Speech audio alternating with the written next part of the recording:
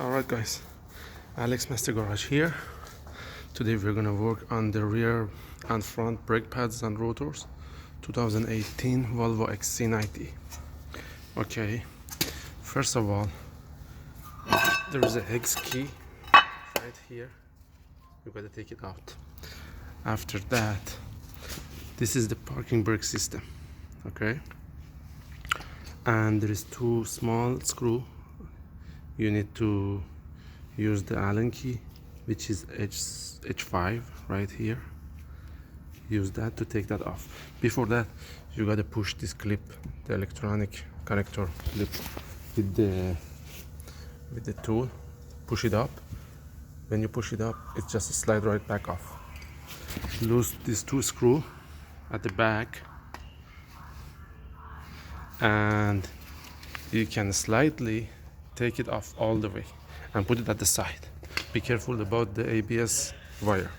So with the 9mm wrench right here, you gotta turn that tab all the way clockwise until it's locked. When it's locked, use this tool and to push all the way the piston back in there. And there is two more screws for the caliper here, right here.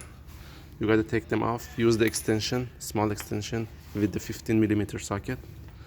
And there is two more right here, two more screws right here to remove the piston from the caliper. Then you got to release that one too. You got to use right here H7 for that one. Put that at the side. I'm waiting for the part to come over. Okay, and then we gotta put it back together the same way. Then you put back the caliper, the bracket. After you put the rotor in there, tie them up, put the piston back in there. Don't forget the pads, brand new pads, and tied up the parking brake system. And you don't need to reset it and nothing. That's electronic parking brake system. Don't turn the ignition on during the process and everything. For the front one, which is very simple, that's a regular brake job. Take the rotor off, take the caliper all the way back in there, put it back in the side, and there is a clip right here. You're gonna take it off. That's it.